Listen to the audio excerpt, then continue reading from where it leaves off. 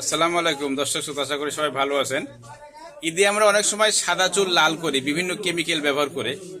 আমি বলবো কেমিক্যাল থেকে দূরে থাকুন, কারণ কেমিক্যাল ব্যবহারের ক্ষেত্রে অনেক সময় কি হয়, অ্যালার্জির সৃষ্টি হয়, মুখে অ্যালার্জি হয়, শরীরে অ্যালার্জি হয়। সেটা আমাদের জন্য খুবই বিরক্তিকর এবং খুবই অস্বাস্থ্যকর একটা বিষয়।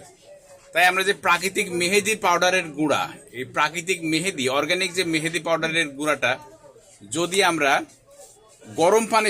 গরম পানির মধ্যে দিয়ে যদি গুঁড়াটা মিশ্রণ করে মাথায় ব্যবহার করি, তাহলে দেখবেন সাদা চুলগুলো খুব ভালোভাবে লাল হবে। এর কোনো ব্যাড সাইড ইফেক্ট নয়। এটা মাথা ঠান্ডা রাখতে ভালো কাজ করে, ঘুম ভালো হয়। এর অনেক উপকার আছে। আপনি সাদা এই অর্গানিক মেহেদিটা গরম পানির মধ্যে দিবেন।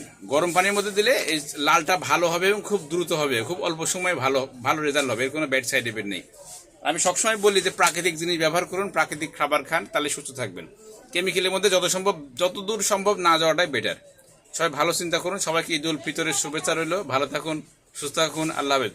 এবং সাদা চুল লাল করতে অবশ্যই অর্গানিক মেহেদিটা ইউজ করুন। আল্লাহ হাফেজ।